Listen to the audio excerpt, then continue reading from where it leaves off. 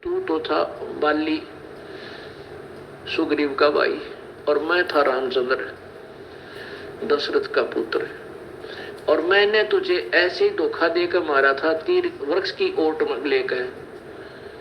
तब तूने मेरे से कहा था ये तूने बदला देना पड़ेगा, तो मैंने कहा था ये बदला तेरा द्वापर मैं दूंगा।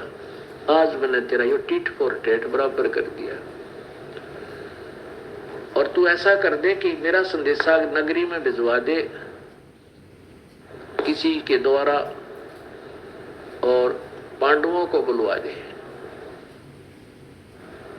और जब शीघ्र आ जाए कह देना कि सब नगर निवासी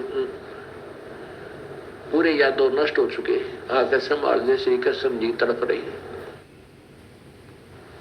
पांडव आगे आते श्री कृष्ण जी से पूछा, भगवान आपका क्या हो गया यो? आपने किसने आपके साथ ऐसा कर दिया? हमें बता दो, उनको ये कर देंगे वो कर देंगे। कृष्ण जी बोला, मेरे साथ नहीं, सारा यादव कुल नष्ट हो चुका है, आपस में लड़के मर गए भाई। और मेरी बात सुनो, अर्जुन यहाँ कोई व्यक्ति नहीं रहा है, नर नहीं रहा द्वारिका में, सब औरतों को अपने साथ वहां ले जाओ दिल्ली, और यहाँ पर रहेंगी तो ये यहाँ के आसपास के क्षेत्र के लोग इनको तंग करेंगे। एक तो मेरी ये प्रार्थना स्वीकार करो। युधिष्ठिर कहता, आदेश दो भगवान।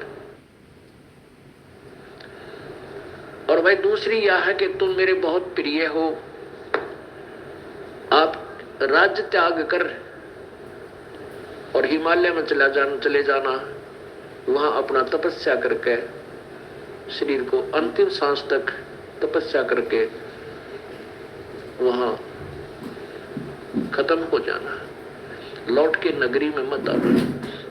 युधिष्ठिर जी ने पूछा, प्रभु ऐसी क्या बात होगी, हम राज त्याग कर वहां जाएं, कोई गलती हमारे से बन गई? श्री कृष्ण जी ने कहा, तुम्हारे से एक बहुत बड़ा घोर पाप हुआ है। तुमने युद्ध में बंधुघात किया, दो सैनिक मरे, अपने कुल को नाश कर दिया, वो पाप तुम्हें लगा हुआ है, और ऐसे तप करने से तुम्हारे पाप नष्ट हो जाएंगे। अब पहले जब यही बात उस श्री कृष्ण जी ने दोहराई थी, जब युधिष्ठिर जी को भयंकर स्वप्न आए थे और उसका समाधान पूछने के लिए श्री कृष्ण, युधिष्ठिर जी, अर्जुन और पांचों पांडव गए थे। उस समय तो यही कहा था कि तुमने जो युद्ध में पाप किए हैं युधिष्ठिर को, वो दुख दे रहे, और ईब सारे के ऊपर बता दी तुम सब पर वो पाप प्रभावी है। तब श्री कृष्ण जी से अर्जुन ने पूछा, भगवान एक बात मैं आपसे पूछना चाहता हूँ, आपकी आज्ञा हो तो मेरी शंका का समाधान कर दो। यदि ये शंका का समाधान आपने नहीं किया तो मैं मरूंगा न जीऊंगा, मेरी वो दशा होगी। श्री कृष्ण जी ने पूछा, कहा कि बोल, पूछ ले भाई, मैं तो अंतिम सांस गिनू हूं, और जो कहूंगा सत्य कहूंगा।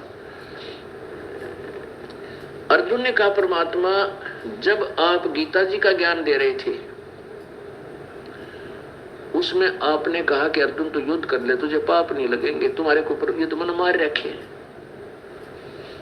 और हमने आपके आदेश से आपकी मर्यादा में रहकर जैसे आपने कहा वैसे हमने युद्ध किया, और फिर भी हमें अपन पाप लग गए। जब भाई युधिष्ठिर को बुरे स्वप्न आ रहे थे, ये घबराते थे, पर तीन ताप का प्रभाव था।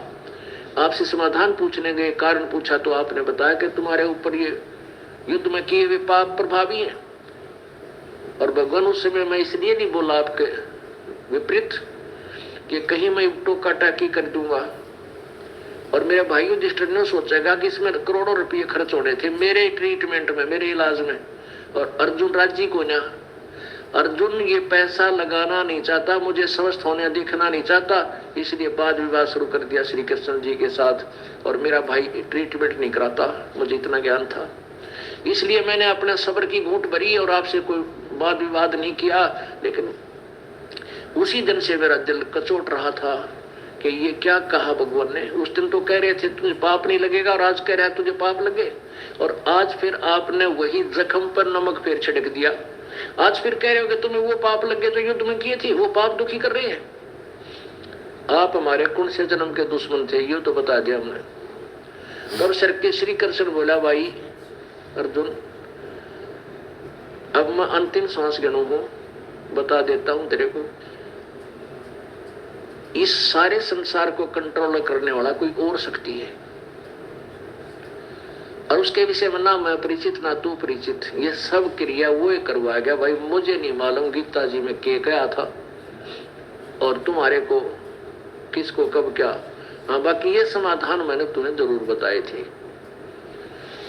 अब पुण्यात्माओं, इतना कह के लेकिन श्री कृष्ण जी ने कहा कि मेरी आज्ञा का पालन तुम जरूर कर लेना, हिमालय में चले जाना, तुरंत राज को त्याग कर। ये मैं तुम्हें बताना चाहता हूँ, ये मेरा तुम आदेश समझ लो। इतना कह के और प्राण त्याग गए। पांडवों ने श्री कृष्ण जी के शरीर का अंतिम संस्कार किया, उसके ऊपर एक यादगार बनवाई, जहां पर आज द्वारकाधीश का मंदिर बहुत बड़ा बन गया है, जो बाद में बनाया गया। ये प्रमाण है कि वहां श्री कृष्ण जी ने शरीर छोड़ा था और वहां उसको उनको दफनाया गया था। और यादव के शरीरों को कुछ तो जमुना में बहा दिया, कुछ लकड़ काट के वहां सौहा किया, 56 करोड़ लाश फूकी।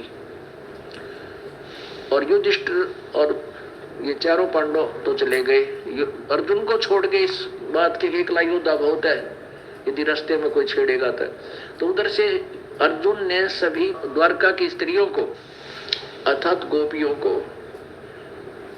उनमें रथों में बैठाया और स्वयं भी रथ में बैठकर चलते बने। रास्ते में भीलों ने, जंगली लोगों ने उनको घेर लिया, बहुत सी औरतों को छीन ले गए, उनके गहने तो सबके तोड़ लिए और कई औरतों को भी साथ ले गए, वह निकम्मी आत्मा। और अर्जुन को ने विरोध किया तो उसको पकड़ के पीटा।